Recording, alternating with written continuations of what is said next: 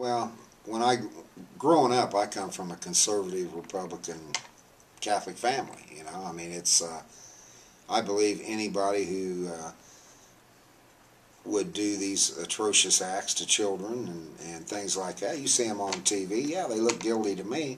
It was that blind faith that I had, like most people have, that police don't make mistakes, prosecutors, jurors, judges don't make mistakes.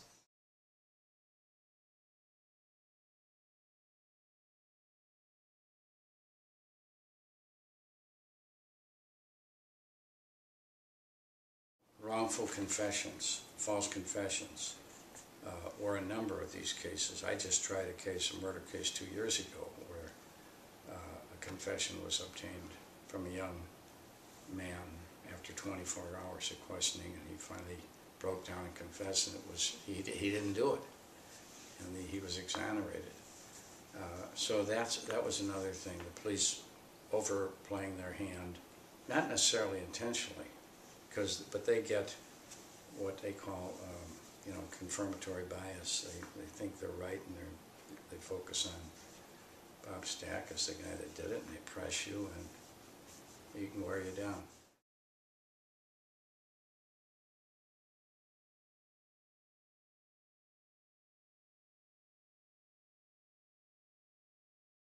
When the Illinois Supreme Court ruled my attorney was ineffective at sentencing for failure to put on any mitigation evidence. And when I went back for a new sentencing hearing, they declined to seek the death penalty because of the news attention to my case, the fact that the two alleged eyewitnesses had repeatedly recanted their trial testimony.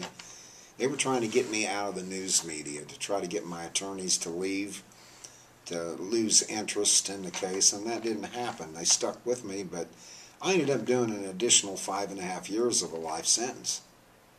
And to me, that was a passive death sentence. It really was. It was like, I told that judge, I said, I'm standing here today and you're giving me a life without parole sentence when the evidence of my actual innocence is in this record and being ignored by you. The judge wouldn't even look at me. That's the kind of system Illinois has. They got tunnel vision, they got blind faith in a system because they're the judge and a jury's never wrong. You know, I was forced to go to federal court before I finally got a real judge that saw the evidence that was withheld, that had been ignored by countless state courts, and it was all in an attempt to cover it up. The state of Illinois would have been perfectly happy had I been executed. If you're dealing with somebody you don't know, and it's dark out, or there's a gun, or there's a wounded person, or it's cross-racial, there's a problem with IDs, and we've found that repeatedly. That's what the expert could say. The jury instructions on those subjects, we recommended stronger jury instructions, and more control by the trial judge. And part of it also, and this is something that isn't often talked about, is the integrity of the prosecutors. That they not use testimony and evidence that they think isn't correct. These are elected people, these prosecutors, and so they have to run for re-election, and they don't run on not guilty verdicts.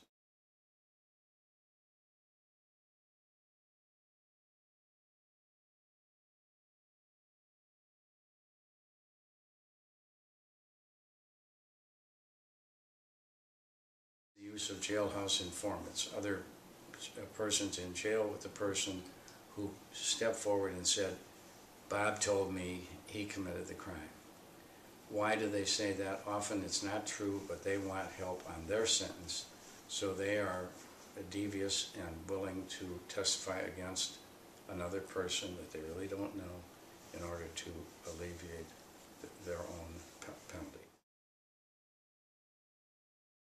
Steve Mills wrote a really good article after the bill was signed by Governor Quinn, and he said the day the death penalty in this state died was when George Ryan watched Anthony Porter walk out of prison, and that man had been less than 48 hours from being, executed. And he turned to his wife, according to the article, and said, how the hell does this happen? Yeah. And he said at that moment the death penalty was done. Now, it took a long time to put a fork in it, but at that point it was done on some level. And I think George Ryan, again, I cannot, I think his efforts were absolutely pivotal here and all over the world.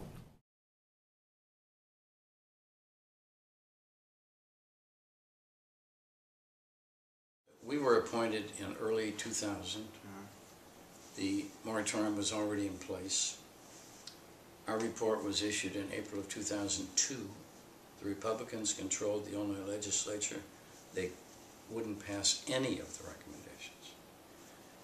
In 2003, Blagojevich was elected governor. Barack Obama led the charge on recording confessions, and that was passed so that there was electronic recording of interrogations of persons accused of homicides that could get the death penalty.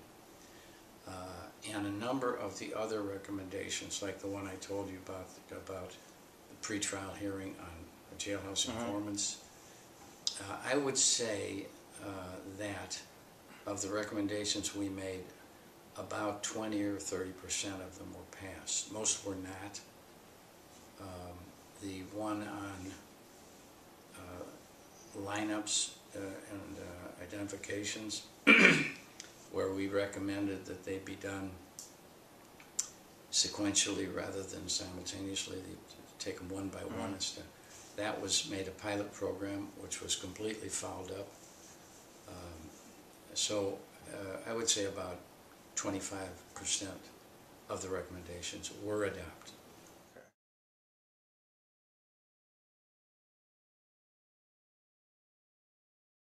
Well, we're continuing. We used to meet every month, and now we meet every other month. But we're just, kind of monitoring what's going on in Springfield to be sure that it doesn't come back, because there are efforts to try to reinstate the death penalty. And so we want to keep on top of that to make sure that that does not happen. We also want to lend support to other states that are trying to abolish the death penalty.